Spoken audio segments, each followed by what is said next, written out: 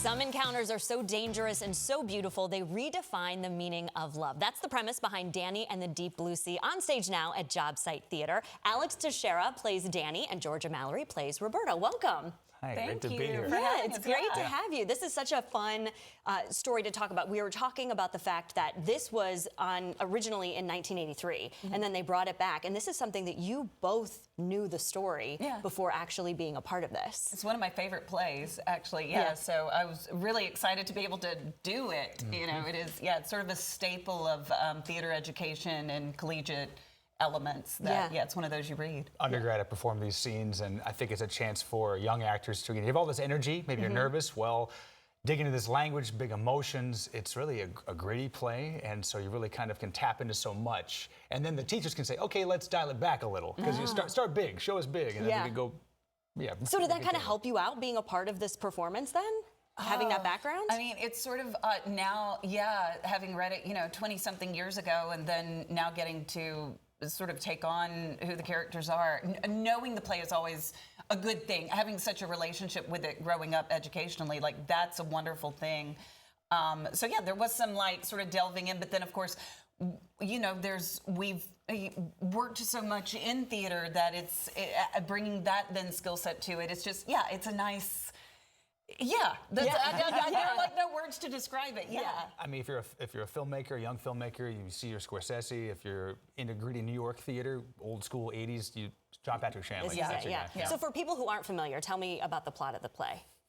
So two people sort of just happened to meet by kismet. It's a meet cute. Yeah, it is a little bit of a gritty meet cute.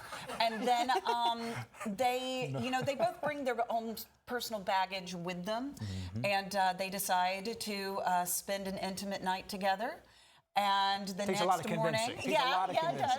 And then the next morning, there's are they going to part? Are they not going to part? It's sort of left ambiguously up to the audience. But I think what's beautiful about it is if you're a witness to the story, then it's sort of like if these two people can find connection, if the kismet works for them, then maybe, connection can be made by me too. And it's, and nowadays when dating is so based on technology, or it's just one of those like two people happen to be at the same place at the same time. And then what happens from there in the span of, 12 hours. That's a great point too, because the way you can tell the play is set in the '80s, we don't have phones in our hands. Yeah, we don't. At all. The entire play. We have to just have to talk. You have to talk to each other. That's exactly. Yeah. So that does kind of like allow the audience to kind of believe in that connection again. Or maybe, like you're saying, you're kind of leaving it up to them, what they take away from the story.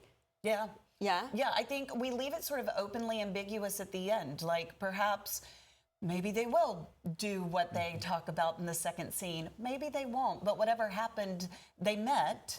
And I think probably their lives are changed forever because of this encounter that they had. Yeah. Oh, I love it. That definitely sounds intriguing, right? Yeah. So you've been with Jobsite for more than 10 years. I have. I was just looking. This is my 7th production that I've worked on with Jobsite, and that just means so much to me. Just the Tampa theater scene in general. I've had the opportunity to work with so many companies here in the Tampa Bay area, and they're all so very special to me. Yeah. And it's a heartfelt sort of like, wow, to be able to work again for the 7th time with a company, that means that they trust you a lot. Yeah. And I appreciate what they've allowed me to do and what characters they've allowed me to bring to life. Yeah, and this is your first. My first, Yeah. I'm working primarily in Sarasota where I live and coming up to the Tampa Bay scene now. It's wonderful to see. I've seen shows around the area before, but it's my first one where I get to play such a great part. Again, originally by John Turturro back in the 80s, so it's really following one of my idols, so it's really great to work with Georgia and the whole team. Yeah, and how has it been? Like,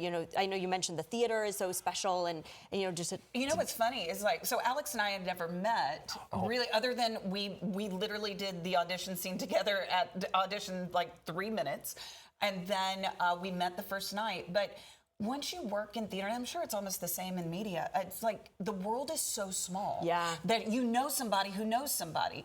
So it was like, oh, you're going to love working with Alex. My partner, Meg Gilbert, her father still acts. Georgia directed him. He's based in New Jersey, but he auditioned for her play of The Crucible Small in world. Tampa rep, and He was your Giles, right? He was our Giles Corey. So, Look at this little it's meet small. cute. It was, yeah. You guys have Small your own world. one in the play. You guys had your own little meet cute. I love it. Well, thank you for being here. This was great. Go check it out. It sounds like it's an amazing play and really makes audiences think. So we love that. The website is right there on your screen, jobsitetheater.org. Thank you both so much. Thank you. Thank you.